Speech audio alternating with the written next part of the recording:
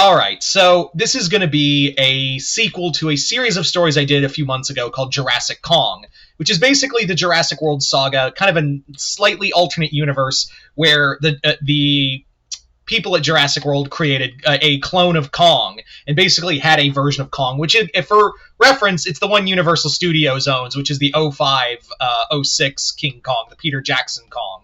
And basically having that version of Kong during the events of the three movies. And, well, since we have a new Jurassic World movie out, yeah, it's time for another Jurassic Kong story.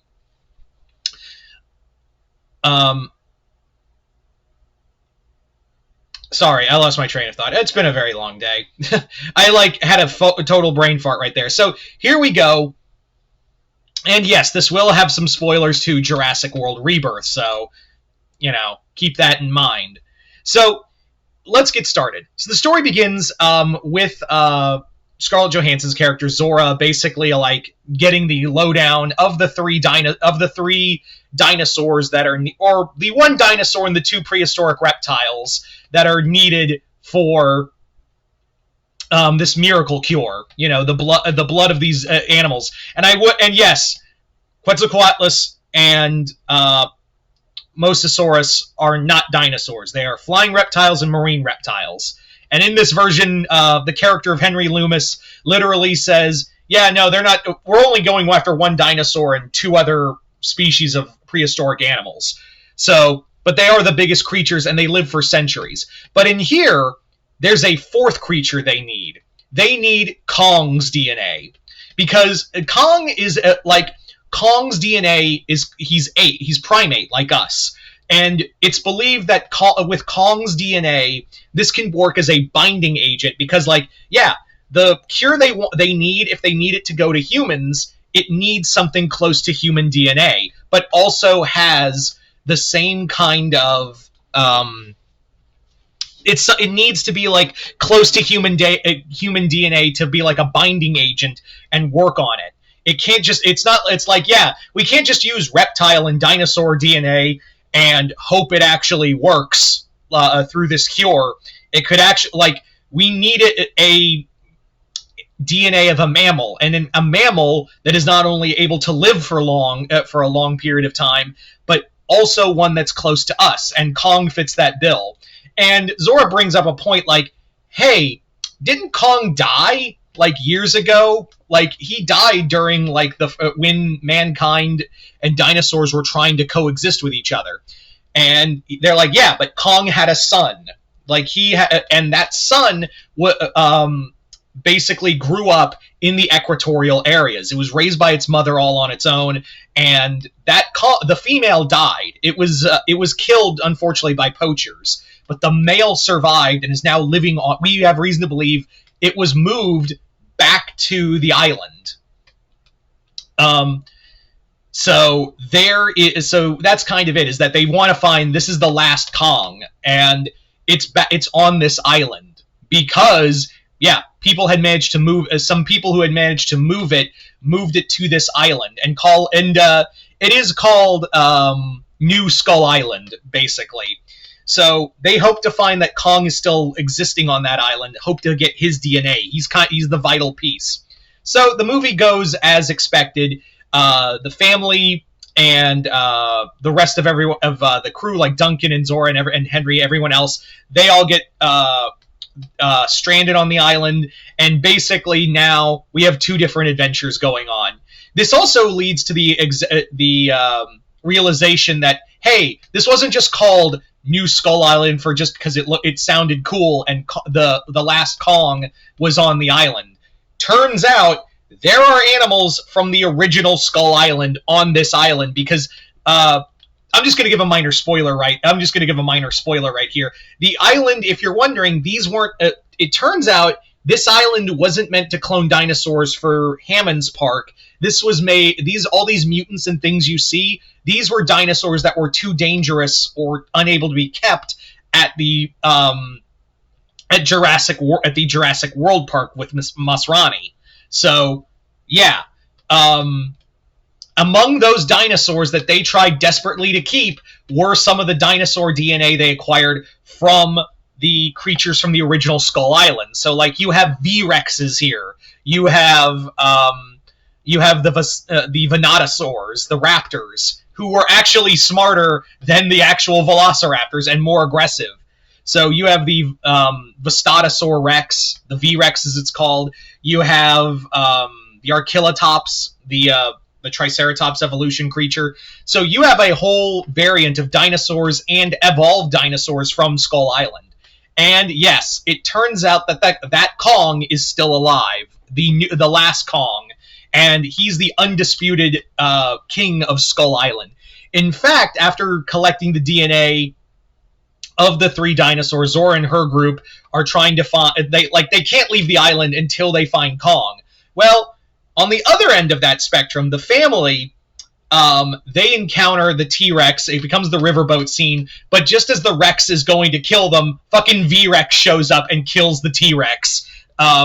It just fucking annihilates the JP T-Rex, and then proceeds to chase after, alongside a paired two V-Rexes now, hunting them down, this family down, and they're backed into a corner terrified, and who but should show up but Kong, and he just jumps out of the trees and just starts fighting the V-Rexes, 1-on-2, leading to him killing one of them in the classic jawbreak, and the other one gets his leg broken, and he's like forced to just hobble away.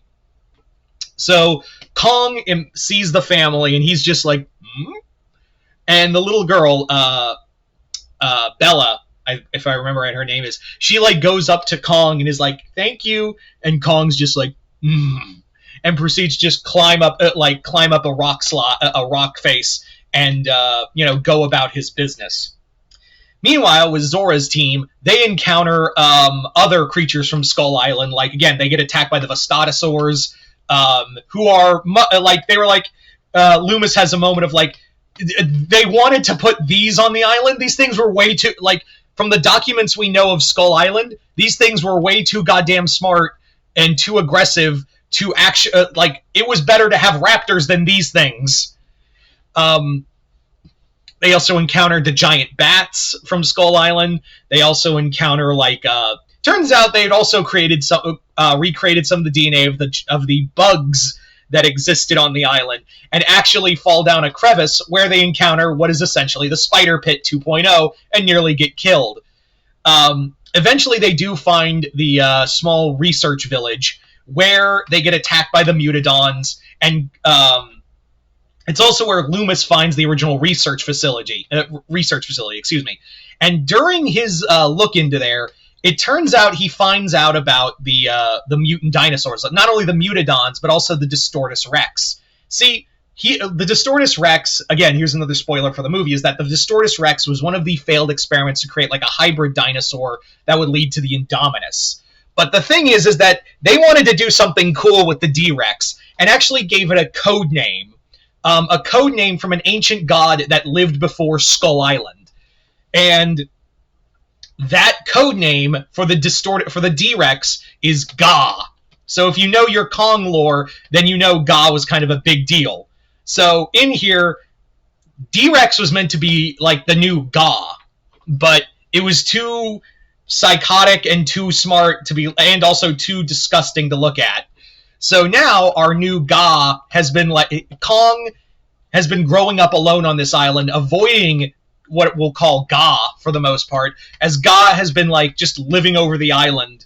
And now this Kong is big enough to fight the D-Rex, who proceeds to attack the facility.